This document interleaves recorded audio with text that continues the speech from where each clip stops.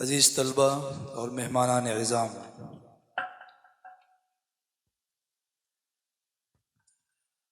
مہد ملت اور تقریر و خطابت، مہد ملت اور پند و نصیحت، مہد ملت اور واعظ و ارشاد، یہ چیزیں مہد ملت کا خاصہ ہیں۔ یہ چیزیں لازم و ملزوم کی حیثیت رکھتی ہیں۔ مہد کی ہم تاریخ اٹھائیں اور اس کا ماضی دیکھیں، اور ماضی بھی ماضی بعید دیکھیں۔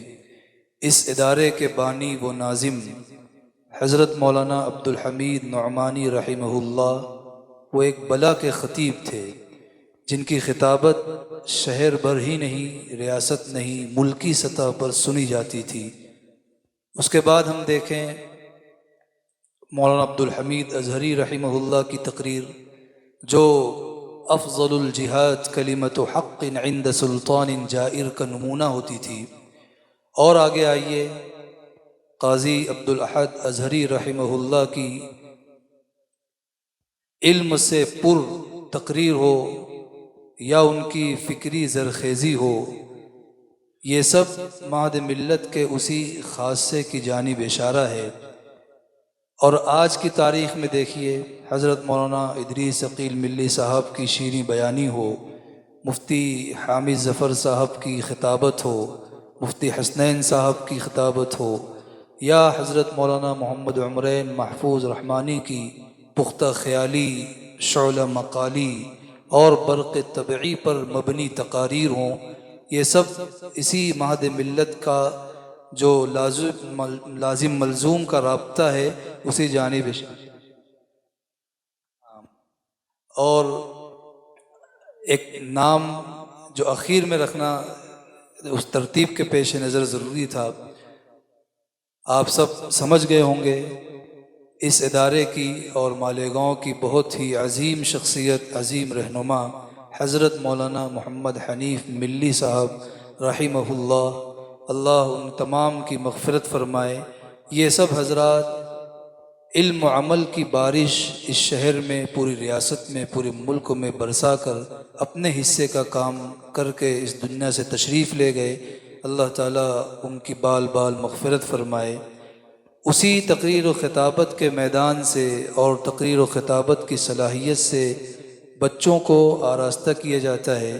تو آئیے بطور نمونہ بالترتیب اردو، عربی اور انگریزی تقریر ہم سنیں گے۔ سب سے پہلے اردو تقریر کے لیے میں دعوت دیتا ہوں عربی سوم کے ایک طالب علم سید طلحہ زاہد کو، وہ آئیں اور اپنی تقریر پیش فرمائیں۔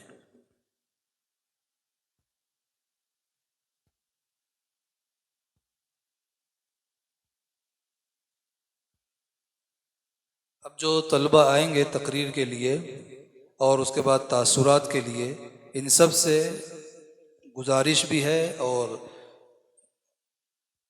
اپنے بڑوں کی طرف سے حکم بھی ہے کہ 5 سے 6 منٹ میں اپنی تقریر مکمل کریں، اس سے زیادہ کا وقت بالکل نہ لیں۔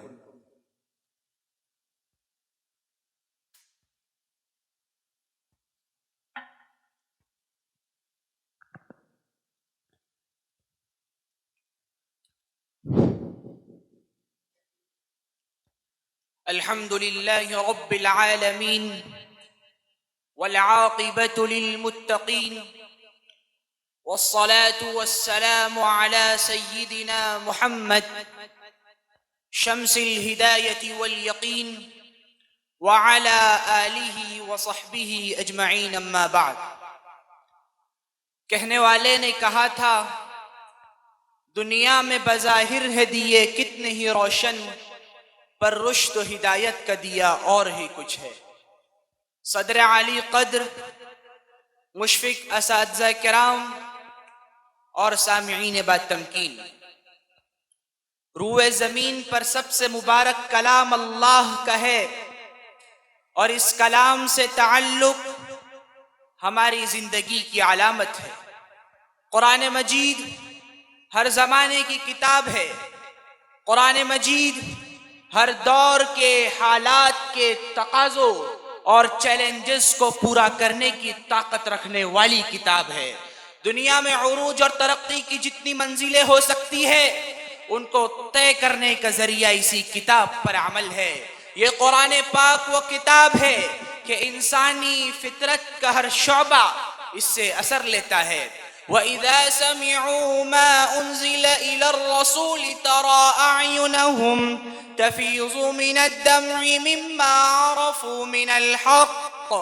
قرآن مجید میں 7ویں پارے کی پہلی آیت میں واقعے کی طرف اشارہ کیا گیا ہے کہ اصحمہ نجاشی بادشاہ کے دربار میں جب حضرت جعفر طیار نے سورہ مریم کی تلاوت فرمائی، کاف ہاں یا عین صاد ذکر رحمت ربک عبدہ زکریا اذ نادى ربه نداء خفيا، اور حضرت مریم کا ذکر کیا، واذکر فی الکتاب مریم اذ انتبذت من اہلها مکانا شرقیا فاتخذت من دونهم حجابا. ایسی زبردست آیات اور ایسا پرشک و کلام کہ جس کی تاثیر یہ ہوئی کہ ان عیسائیوں کے قلوب اللہ کے کلام کے آگے جھک گئے اور وہ سب کے سب رو پڑے، یہاں تک کہ بادشاہ کی داڑھی آنسوؤں سے تر ہو گئی. کیسا زبردست ہے اللہ کا کلام! انسانی دلوں پر دستک دینے کی طاقت اگر کسی کتاب میں ہے تو وہ قرآن پاک ہے. فیہ نبأ من کان قبلکم وخبر ما بعدکم وفصل ما بینکم من ترکہ من جبار قسمہ اللہ. حضور پاک علیہ السلام فرما رہے کہ یہ قرآن پاک وہ کتاب ہے کہ جس میں ماضی بھی ہے، حال بھی ہے اور مستقبل کے نقشے بھی ہے، اور جو کوئی غرور کی وجہ سے اس کتاب کو چھوڑ دے گا اللہ تعالیٰ اس کے ٹکڑے ٹکڑے کر دے گا. یہ کتاب فیصلہ کن کتاب ہے. یہ کتاب وہ ہے جو قوموں کی ان اللہ یرفع بہذا الکتاب اقواما ویضع بہ آخرین. اسی کتاب سے عروج اور زوال کے فیصلے منسلک کیے گئے ہیں. اسی کتاب کے بارے میں یہ بات ہے، لا یأتیہ الباطل من بین یدیہ ولا من خلفہ تنزیل من حکیم حمید. کہ یہ اللہ کا ایسا کلام ہے، قرآن پاک اللہ کی ایسی کتاب کہ باطل اس میں دائیں سے بائیں سے آگے سے پیچھے سے اوپر نیچے سے کہیں سے داخل نہیں ہو سکتا. تنزیل من حکیم حمید، زبردست قابل تعریف خدا کا اتارا ہوا کلام ہے. قسم کھا کر کہا گیا فلا ما تبصرون وما لا تبصرون انه لقول رسول کریم وما هو بقول شاعر قلیلا ما تؤمنون ولا بقول کاہن قلیلا ما تذکرون تنزیل من رب العالمین. یہ شاعر کی شاعری نہیں، یہ ساحر کی ساحری نہیں، یہ کاہن کی کہانت نہیں، یہ مصنف کی تصنیف نہیں، بلکہ اس کا یہ تعارف ہے کہ یہ اللہ رب العالمین کا اتارا ہوا کلام ہے. تنزیل من رب العالمین. میرے بھائیوں، آؤ قرآن کی طرف کہ یہ سرچشمہ رشد و ہدایت ہے. آؤ قرآن کی طرف کہ یہ مومن کو سر بلند اور یہود و نصارہ کو ذلیل کرتا ہے. آؤ قرآن کی طرف کہ یہ وہ کتاب ہے جو وبالوالدین احسانہ کا سبق دیتی ہے، جو لا تقربوا الزنا اور لا تقربوا مال الیتیم کی تلقین کرتی ہے، جو مایوسوں سے یہ کہتی ہے لا تقنطوا من رحمت اللہ، اللہ کی رحمت سے مایوس نہ ہونا. آؤ قرآن کی طرف کہ یہ وہ کتاب ہے جو بندے کو اپنے پروردگار سے جوڑ دیتی ہے. یاد رکھنا، اگر اس کتاب کو چھوڑ کر ہم زندگی گزاریں گے تباہ و برباد ہو جائے گے.